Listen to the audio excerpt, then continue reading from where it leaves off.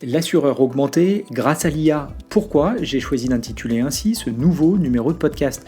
Car cela fait écho à 3 informations aperçues récemment sur le sujet, ou plus exactement sur la manière dont les acteurs historiques de l'assurance perçoivent et avancent autour des technologies d'intelligence artificielle. Si vous me suivez régulièrement, vous savez que j'analyse en général la manière dont les startups utilisent la technologie pour redessiner l'industrie de l'assurance. C'est ce que je qualifierais de l'offre en matière d'innovation. Cette fois-ci, en regardant du côté des grands groupes, c'est une plongée du côté de la demande que je vous propose. Et cela me paraît intéressant, pas uniquement pour constater les choses, mais aussi pour mettre en évidence des opportunités que des startups pourraient justement explorer.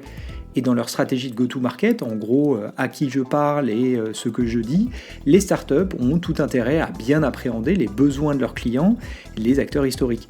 Ainsi, entendre leurs priorités, leurs défis et les mots-clés qu'ils utilisent me semble particulièrement précieux. Qui plus est autour des technologies qui avancent très vite et pour lesquelles le marché est plutôt encore en phase d'exploration, commençant à dessiner quelques perspectives précises de valeur ajoutée, toutes industries confondues.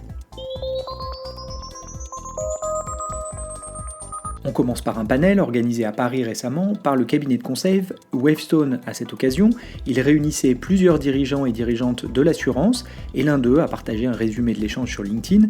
Je vous mets d'ailleurs le lien vers son post dans la description. Tout d'abord, et ça fait le lien avec le titre du podcast, il met en avant la technologie au service de l'humain. Au-delà du réflexe habituel chez les grands groupes de diriger la technologie au service des équipes en place, il me semble important de le souligner ici, car cela confirme l'opportunité pour des startups B2B de développer de la technologie au service des acteurs historiques, qui semblent donc ouverts à l'utiliser, à condition qu'elle vienne compléter les compétences actuelles et pas les remplacer. Ensuite, le poste précise le cas d'usage ciblé par ces technologies d'intelligence artificielle, à savoir l'amélioration de la relation client. Là encore, pas de surprise, c'est un mot-clé habituel dans les grands groupes, mais là encore, derrière la facilité, cela fait écho avec ce que nous voyons du côté start-up, où bon nombre de start-up, justement, faisant de l'IA dans l'assurance, je cite, proposent de co-développer des produits qui, grâce à l'IA, vont venir fluidifier, améliorer, augmenter telle ou telle interaction avec le client, notamment dans la partie gestion de sinistre sur laquelle nous reviendrons plus tard. Enfin, le poste fait référence à l'efficacité.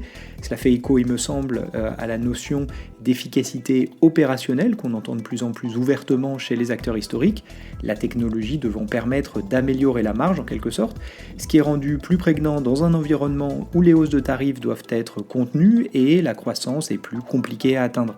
Je vous en parlais dans l'épisode de la semaine dernière d'ailleurs. Peut-être un dernier mot quand même sur la notion d'éthique aussi mentionnée dans le poste. En effet, c'est un sujet qui revient de temps à autre. Je pense à la notion d'explicabilité des algorithmes par opposition à l'effet black box qui était souvent mis en avant il y a quelques années quand l'industrie s'intéressait déjà à l'intelligence artificielle mais que l'IA générative n'existait pas vraiment. Cette notion d'éthique doit aussi faire écho, j'imagine, aux enjeux de souveraineté, notamment pour ce qui touche aux données. Et au global, je m'interroge toujours pour savoir si cette thématique de l'éthique est propre au marché français ou à certains types d'acteurs, ou si c'est un enjeu plus large au niveau européen. Deuxième point que je souhaitais connecter, ce sont les annonces récentes de plusieurs acteurs importants de l'assurance en matière d'initiative IA. D'abord, le géant de l'assurance Allianz a indiqué avoir lancé son premier agent IA dans la gestion de sinistres afin de réduire significativement la durée du process de plusieurs semaines à quelques jours, d'après le communiqué de presse. Quasiment dans le même temps, c'est Aon, l'un des acteurs majeurs du courtage, qui annonçait son Claim Copilot pour permettre à ses clients de gagner en efficacité sur la gestion de sinistres. C'est intéressant de voir ces annonces quasiment concomitantes sur le même sujet. Cela résonne d'ailleurs directement avec une tendance observée du côté des startups pour lesquelles plus d'un tiers des levées annoncées par les InsurTech et iFirst l'ont été sur la partie gestion de sinistres de la chaîne de valeur. C'est donc sans surprise que les grands groupes explorent la manière dont la technologie peut utilement transformer cette section, particulièrement technique, dans la mesure où elle repose aujourd'hui beaucoup sur l'humain. Les technologies à y mettre en œuvre sont donc d'autant plus pointues à développer. Notons d'ailleurs qu'à l'échelle de toutes les startups InsurTech, pas seulement celles à base d'IA, 20% des levées annoncées le sont autour de la gestion de sinistres cette année. C'est près de 2 fois le niveau historique de l'activité sur cette section de la chaîne de valeur. Enfin, je voulais mentionner aussi Zurich Assurance qui a annoncé son Lab IA. Ici, la démarche est plus large. D'aucuns diraient plus classique puisqu'il ne s'agit pas de creuser un cas d'usage particulier, mais de réunir des compétences autour de la table et un partenariat avec l'Université de Saint-Gall pour faire émerger des solutions autour de l'intelligence artificielle. On suivra évidemment les annonces concrètes et les cas d'usage qui seront explorés dans un futur proche. Enfin, je reviens sur le rapport de McKinsey consacré récemment à l'état de l'IA dans le monde. En particulier, le cabinet de conseil a dressé un panorama de l'adoption réelle, en production, pas juste en POC, de l'intelligence artificielle en fonction de l'industrie concernée et des équipes métiers. Il apparaît que l'assurance est convenablement placée, avec 4 cas d'usage principaux. Sans surprise, l'IA et le légal et conformité sont en tête des réponses des personnes interrogées par McKinsey dans le cadre de son étude. A l'inverse, je suis surpris par la faiblesse concernant les opérations, que je rattachais intuitivement à la gestion de sinistres par exemple, et surtout sur la partie risque, car justement du côté startup, on voit de plus en plus de startups explorer cette partie-là, si proche du cœur du réacteur de l'assurance, ou comment mieux appréhender, modéliser et pricer tel ou tel risque, en particulier sur tous les risques émergents, climatiques et cyber en tête. Cela me donne aussi l'occasion de rappeler une autre étude, cette fois du BCG, parue il y a quelques semaines. Elle montrait que si l'assurance était parmi les premières de classe en termes d'exploration IA, elle en était en revanche plutôt dans les derniers en termes de passage de la preuve de concept à la production.